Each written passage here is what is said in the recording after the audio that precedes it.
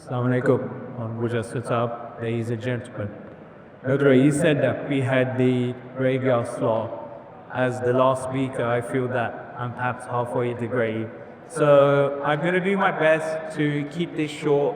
I'm sure the audience would much prefer to hear from learned justices rather than me.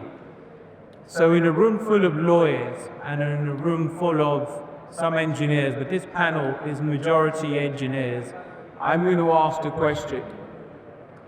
In relation to construction disputes, do lawyers cause disputes?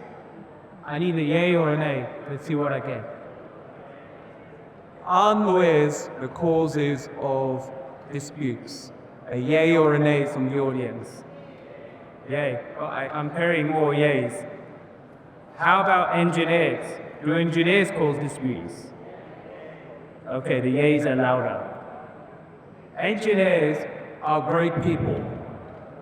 They build great things, but they also know how to break great things. But sometimes they don't know how to resolve their differences. And I think that's one of the key reasons why we see an increase in construction disputes. Any engineer will tell you the lifeblood of a construction project is cash. Cash is key. But for me, there are two other C's that are also just as important as cash. It's not corruption. That's there. That's an issue. We need to talk about it.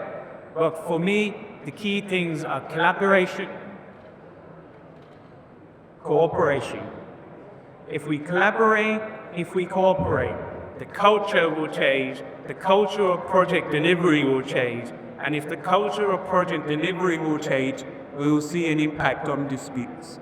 We heard from Engineer Ahmed, who spoke to us about delivery of projects in Qatar. Now, for if any of you who have been to Qatar, you would have seen in the last few years, what Qatar has delivered is remarkable. 8 football stadia, a metro, an airport, and roads. Are there disputes? Of course there are disputes, but not as many disputes as there would have been had they not implemented a collaborative working environment. And are those disputes getting resolved? Yes, those disputes are getting resolved. How are they getting resolved? Engineer Ahmed talked to us about the various AER initiatives that have been rolled out in Qatar that are successfully being implemented today. Just touching on a couple of points Ludra mentioned, and I kind of changed what I was going to say, so I just want to wrap this up and talk about 2 key points and leave you there to hear for with the Honourable Justice. Ludra spoke about phase 2. Okay, well, 5 minutes. Ludra spoke about phase 2, which was contracts. She spoke about transaction lawyers amending contracts, litigation lawyers amending contracts. Engineer Ahmed spoke about the fact that in Qatar, they didn't heavily amend the contracts. They didn't create one-sided contracts. They didn't put all the risk on the contractor. The employer didn't say to the contractor, you will do everything, you will take all the responsibility.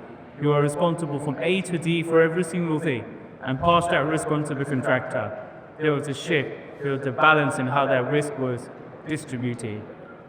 And I would say, as we look to the manner in which contracts are procured for complex construction projects, and we look at standard form contracts, whether it be FIDIC, whether it be JCT, whether it be ICE, the less that contract is amended, the better.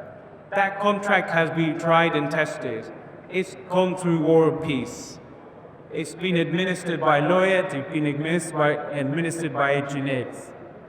You'd like to think that those who have administered it knew what they were doing and know what they were doing. The moment you start tinkering with a contract is the moment that you introduce change and the moment that you introduce people's perceptions.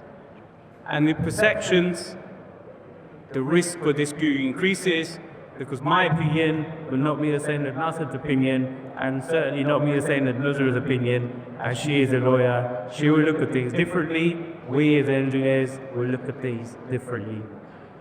Moving on to phase two, sorry, experts. Now for me, this is what I love to talk about, expert witness.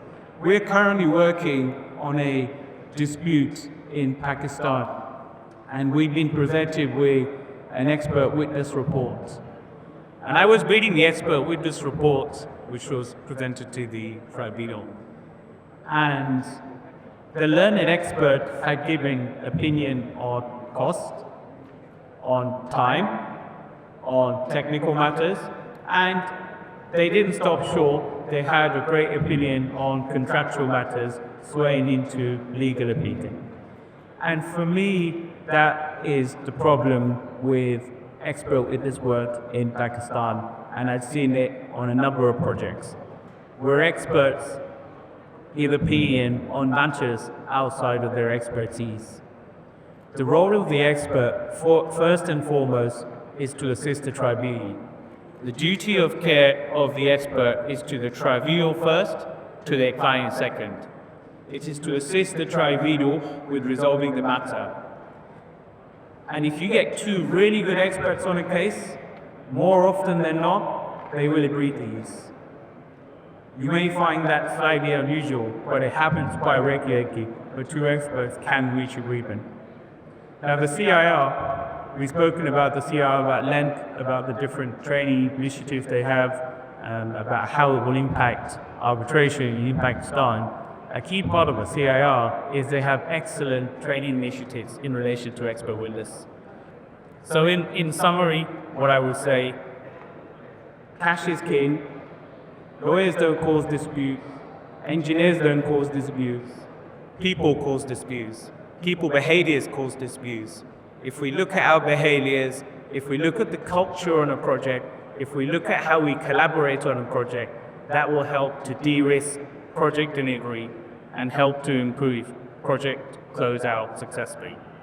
Thank you very much for your time.